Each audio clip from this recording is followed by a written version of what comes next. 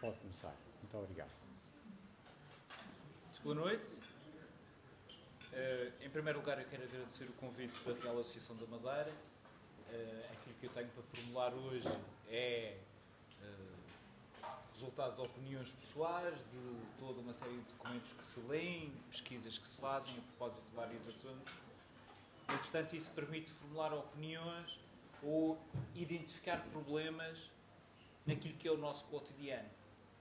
Ora, já falamos hoje, já se falou aqui hoje sobre o motivo desta reunião, para que é que ela serve e, em minha opinião, nós hoje temos uma responsabilidade tão importante como a que havia há 400 anos atrás, que é decidir o que é que queremos fazer em termos de política de combate às alterações climáticas.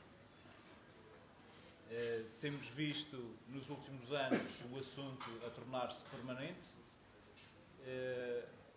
Toda a gente percebeu a tensão que rodeou a cimeira COP25 este ano. Foi uma desilusão enorme perceber que, em termos de chefias de Estado, ainda que a discussão fosse muito acesa, não houve condições para chegar a acordo, porque os negócios, no fim, falam sempre mais alto. Ainda que os negócios falem mais alto, os países e os territórios da margem são sempre os responsáveis por fazer a inovação. Ainda que sejam feitas projeções catastróficas, a verdade é que o facto de vivermos numa ilha no Atlântico dá-nos uma exposição particular e o privilégio de resolvermos o que é que vamos fazer da nossa vida. E é essa a responsabilidade que nós temos agora. Então, assim como no século XVII, a sociedade atual confronta-se com os desafios que exigem medidas que, por sua vez, produzirão consequências que se vão derramar por muitas gerações. O mais urgente de todos esses desafios com que nos confrontamos é, sem dúvida nenhuma, a crise climática. Ao longo dos últimos meses temos assistido a todo o tipo de manifestações sobre o verdadeiro estado de urgência ambiental em que vivemos e de todo um manancial de medidas que serão necessárias implementar para fazer frente a todas as alterações que se aproximam. Sabemos, por exemplo, que não é pacífico que seja possível impedir o aquecimento do planeta em aproximadamente 1,5 graus Celsius nos próximos 50 anos. Sabemos também que há muitas espécies conhecidas da fauna e da flora que provavelmente ficarão perdidas para sempre. Vamos sendo dolorosamente informados todos os dias de o degelo no Ártico, os incêndios na Amazónia ou na Austrália, e assistimos aos nossos noticiários como fenómenos de cinema de catástrofe. Nós vivemos numa sociedade do terror e do medo, e onde a informação substancial circula com muita dificuldade. Por outro lado, somos confrontados com chefes políticos que, ao nível internacional, não se entendem sobre as medidas efetivas para o combate destinadas à crise ambiental, e, ao nível europeu, vamos vendo algumas medidas restritas à nossa região económica, com resultados limitados. Por fim, no nosso país, infelizmente, nós temos uma série de pacotes de coleta fiscal a propósito de política ambiental. Porque o nosso país tem feito coisas muito limitadas e muito escassas que verdadeiramente se possam manifestar ou descrever como política ambiental. Não quero com isto dizer que tudo o que está feito está errado. Alguma coisa tem sido feita, alguma coisa é positiva, temos é que apanhar o comboio. Então vejamos. Estima-se que a população do planeta cresça em 75 milhões de pessoas por ano.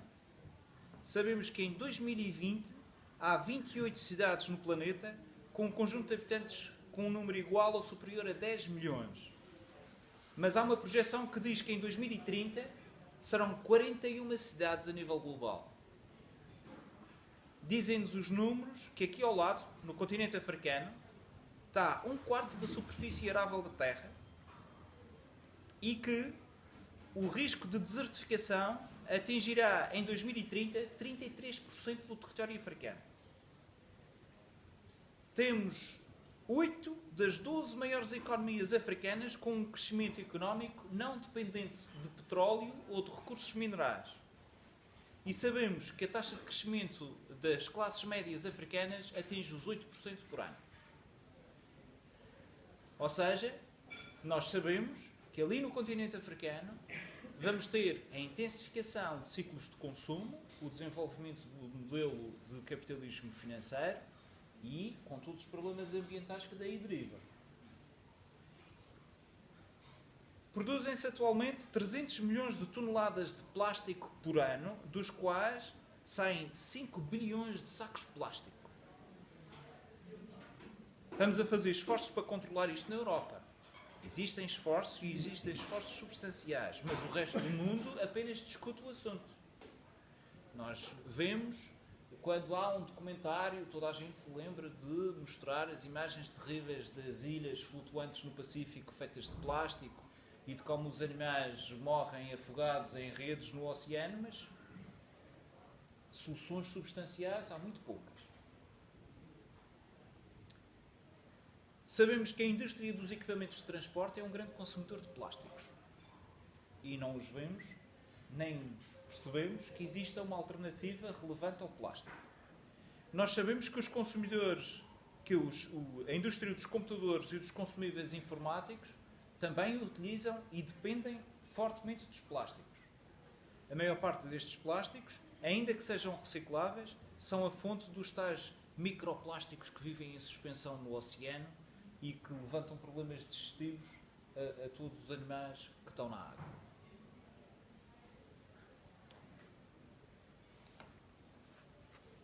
Podemos, portanto, esperar um aumento das emissões poluentes. Vamos assistir a uma pressão sobre o uso de solos e é muito provável que vamos assistir à degradação de solos em regiões próximas ao arquipélago da Madeira. Bem, o oeste africano é o próximo potentado económico.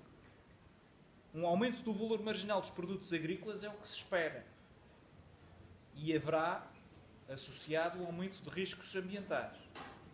De acordo com o relatório do painel intergovernamental para as mudanças climáticas das Nações Unidas, e atenção, este foi o relatório que foi utilizado no COP25 para tomar decisões nesse mérito, o solo é a principal fonte de vida e de bem-estar humano. O estado dos solos define as condições do abastecimento de alimentos, água e de uma infinidade de outros serviços ecossistémicos. O uso humano da água, o uso humano de solos afeta cerca de 70% do solo arável disponível à escala global. Atualmente, utilizamos cerca de 1/3 da capacidade produtiva do solo que há à disposição para a satisfação das nossas mais variadas necessidades. No entanto, o solo é ao mesmo tempo um emissor e um consumidor de gases com efeito de estufa e tem um papel fundamental na relação entre a superfície e a atmosfera. São diversos ecossistemas da superfície que são afetados pelo estado do tempo e pelos extremos meteorológicos que temos assistido ultimamente. E esses efeitos manifestam-se, no entanto, de maneiras diferentes em diferentes pontos do planeta, em função dos próprios ecossistemas que os caracterizam. Assim, a introdução de medidas adequadas de gestão de solos é essencial para que seja possível reduzir, controlar e até mesmo anular os impactos negativos das alterações climáticas que são impostos às sociedades de hoje em dia. À escala global, a agricultura afeta cerca de 70% do uso da água doce sujeita à utilização humana. Portanto, temos fora da contabilidade as águas que correm no rio e vão para o oceano. A água que é desviada para a utilização humana, 70% dela é alocada à agricultura. O crescimento da população e o crescimento da procura de alimentos per capita tem sido suportado pela crescente produtividade da agricultura industrial. Com grandes variações de intensidade em diferentes regiões, estas mudanças têm contribuído para a emissão de gases com efeito de estufa e a perda de ecossistemas naturais com declínio da biodiversidade. Na atualidade, o processo de degradação de solos induzido pelo uso agrícola tem uma progressão que se estima entre 10 a 100 vezes a capacidade de formação natural de solos do nosso planeta. As alterações climáticas têm a capacidade de acelerar essa degradação, nomeadamente em áreas costeiras, em deltas de rios, em zonas áridas e em regiões de tundra. Em 2015, aproximadamente 500 milhões de pessoas viviam em áreas afetadas, de alguma forma, por processos de desertificação. Entre as áreas mais afetadas estão países em redor do Saara, no oeste africano. Por outro lado, ainda que se tenha registrado um claro crescimento da população mundial nos últimos 40 anos, aumentou também a alocação de alimentos per capita. Os números mostram que atualmente 30% dos alimentos produzidos são, no entanto, perdidos por deterioração normal ou porque são estragados, não consumidos ou alguma coisa parecida. Estes alimentos, na verdade, também são produtores de gases de efeito de estufa. Por outro lado, as mudanças nos padrões de consumo contribuíram para uma população estimada em 2 mil milhões de adultos com excesso de peso ou mesmo obesos, por oposição a uma população estimada em 820 milhões de pessoas com problemas de subnutrição. Então, o que dizer sobre os solos que suportam isto tudo? As evidências mostram que as condições do solo, resultantes do seu uso, seja ele bom ou seja ele mau, ou resultantes dos efeitos das alterações climáticas, afetam o clima à escala global e à escala regional. As evidências confirmam também que as intervenções no condicionamento dos solos têm a capacidade para reduzir e para potenciar fenómenos associados a aquecimento, a intensidade e frequência e duração dos chamados eventos extremos.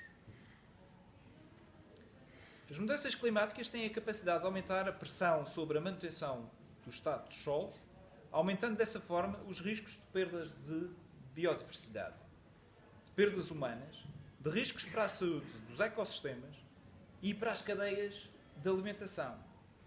No entanto, a expressão dessas mudanças varia fortemente de uma região para outra.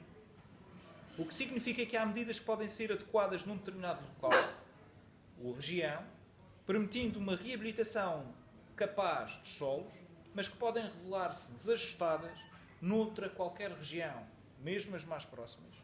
O que é o caso da introdução de espécies exóticas de fauna ou de flora em processos de recuperação de áreas protegidas. Dentro dos níveis atuais do aquecimento global, estão previstos níveis moderados de ocorrência de escassez de água, ou de erosão de solos, incêndios, erosões costeiras ou degradação de colheitas agrícolas. Com o aumento das temperaturas médias, a tendência será para o agravamento dos fenómenos climáticos extremos. A projeção da subida da temperatura média em 1,5 graus Celsius tem implicações altas na estabilidade das cadeias de abastecimento alimentar. Os próprios fenómenos extremos são capazes de interromper as cadeias de fornecimento. Nós assistimos durante a semana passada ao problema que se está a dar nas Ilhas dos Açores, com uma das ilhas praticamente isolada de abastecimento de alimentação. E é um destes casos, bem recente. De acordo com os relatórios que foram apresentados nas mesas de trabalho do COP25, a estabilidade das cadeias de abastecimento alimentar serão fortemente afetadas pela frequência e intensidade de fenómenos climáticos extremos. O aumento dos níveis de dióxido de carbono na atmosfera tem ainda a capacidade de afetar as qualidades nutricionais das colheitas agrícolas. Estão previstos aumentos médios de 10% nos preços dos cereais no mercado nos próximos 20 anos. Está previsto um aumento do número de pessoas em camadas mais vulneráveis da população com carências alimentares ou com dificuldade de acesso a alimentos. E então, qual é a situação da Madeira? Na Madeira, devido às características da nossa ilha e do arquipélago, não temos uma situação muito radical, mas temos muitas cautelas a terem atenção.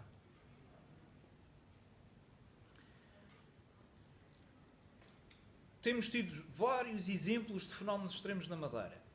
A Madeira tem sido assolada por verões cada vez mais quentes e mais secos. Temos visto cada vez menos chuva entre os meses de dezembro e de maio. Temos visto incêndios violentos e temos assistido à invasão de pragas e de insetos que até há pouco tempo eram desconhecidas para nós. Tudo isto são manifestações do aquecimento global aqui, nas nossas casas, todos os dias. O Governo Regional aprovou e implementa um plano destinado a mitigar os riscos ambientais na ilha. Tem tido algum sucesso, tem-se visto bastantes trabalhos postos no terreno, tem-se visto trabalho de reflorestação. No entanto, pode não ser suficiente. Não tivemos incêndios violentos este ano e estes incêndios só não acontecem porque, de alguma maneira, foram sendo feitas limpezas e manutenções de matas. No entanto, parece-me que a sociedade civil não está suficientemente desperta, está muito distraída. Ora, de acordo com os relatórios do COP25, mais uma vez, os cenários em estudo previstos para as regiões de clima mediterrâneo, onde se inclui a Madeira, veem como provável a recorrência de grandes incêndios, de processos acelerados de degradação de solos e de risco para a saúde da população humana, com incidência em mulheres, crianças, idosos e ainda nas camadas mais pobres da população. Estes problemas estão diretamente associados à dificuldade de acesso a cuidados médicos ou a novos tipos de doenças que se vão desenvolver. O processo de degradação acelerada de solos será o resultado de fenómenos de chuva com muita intensidade, no nosso caso, ou ainda potenciados pelo risco de aluvião. Todos nos lembramos do que se passou em 2010 e ainda hoje podemos ver as cicatrizes disso todos os dias quando passamos pelas ribeiras do Funchal. Na verdade, o nível de risco imposto pelas alterações climáticas depende, por um lado, do nível do aquecimento médio, mas, por outro, da forma como a população, os níveis de consumo que essa população tem, as formas de produção, o desenvolvimento tecnológico ou até os padrões de gestão de solo vêm evoluídos as técnicas. Todos os cenários de evolução socioeconómica vertidos para os relatórios antecipam aumentos de procura de água e, também pelo seu contrário, a escassez dessa água, a menor disponibilidade da água. Como seria de esperar, a expansão urbana, será responsável pela perda de terrenos aráveis que se converterão em perdas de produção.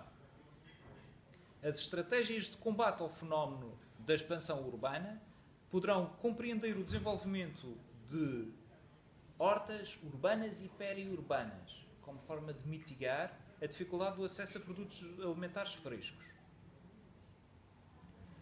A gestão cuidada da expansão de perímetros urbanos deverá compreender também infraestruturas verdes, infraestruturas que favoreçam a absorção de águas, que evitem a impermeabilização de solos e assim se consigam evitar os aluviões. Em boa verdade, a realidade da Madeira tem que ser pensada à escala do arquipélago. E a nossa ilha, por exemplo, tem a dimensão equivalente ao município de Lolé. Não é muito grande, é muito pequenino. Então, registadas as alterações climáticas no Porto Santo, resultantes do desenvolvimento das plantações de pinhalas em costas dos picos que há na ilha, Portanto, o Pico Castelo, o Pico Ana Ferreira e o Pico do Facho foram reflorestados há uns 50 anos atrás e já se têm registado mudanças, melhorias na pluviosidade na ilha. Aqui temos um caso da introdução de plantas exóticas que desempenharam uma função fulcral.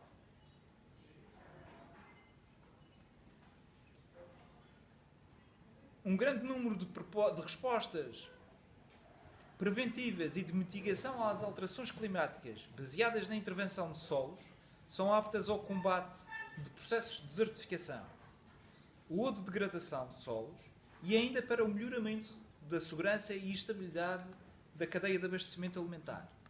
As respostas de prevenção às alterações climáticas com esta capacidade compreendem uma produção sustentável de alimentos, uma gestão florestal responsável, a manutenção de solos orgânicos, a conservação de ecossistemas, a recuperação dos solos degradados e a redução de processos de desflorestação. Um aspecto fundamental na redução da procura de alimentos será, sem dúvida nenhuma, a redução do desperdício alimentar. Nós, como ocidentais, nós nem nos apercebemos da quantidade de comida que se desperdiça todos os dias. O problema do nosso arquipélago está na utilização do seu território para a produção, como forma de lhe dar a utilização adequada ao quadro que se aproxima, em nome da preservação da qualidade das nossas vidas e das gerações futuras.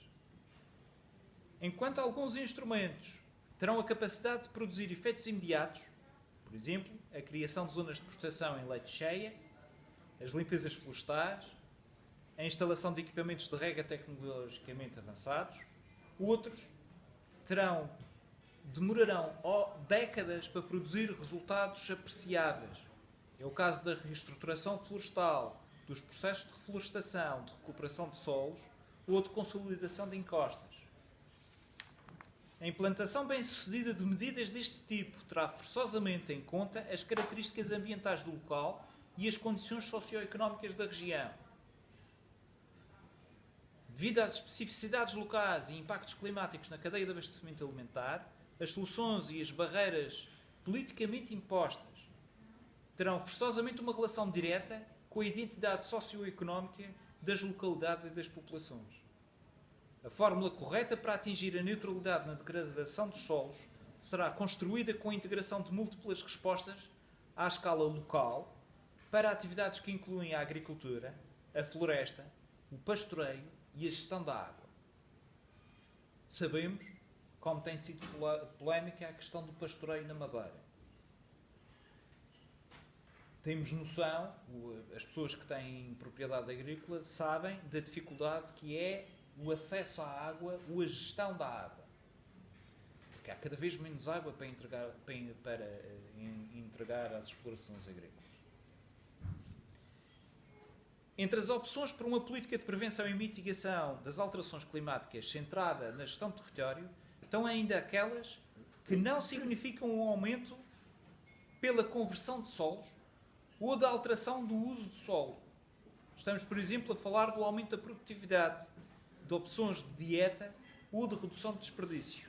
Estas soluções têm por virtude a libertar a pressão sobre as terras potencialmente aráveis para a utilização para outras medidas de respostas e mitigação a riscos.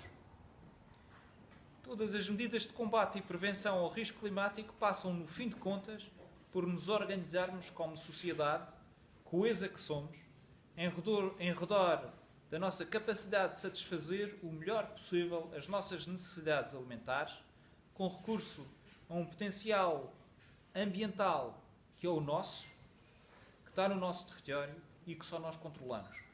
E podemos fazer isto em nome da paz social, do desenvolvimento, da igualdade de oportunidades e da promoção da saúde pública. A memória do sinistro do aluvião de 2010, dos incêndios de 2013 e de 2016 apresentam um padrão que deve ser um alerta para a sociedade civil. O desenvolvimento tecnológico não irá resolver o problema da escassez da água numa ilha localizada em pleno oceano sem que tenha consequências. A prevenção e o empenho da comunidade têm um potencial de decidir da sobrevivência das próximas gerações e da paisagem de que todos nós gostamos. Hoje, como em 1641, temos a responsabilidade de tomar mãos à obra e criar instrumentos de gestão capazes de assegurar que a próxima geração vai ter uma ilha. Muito obrigado.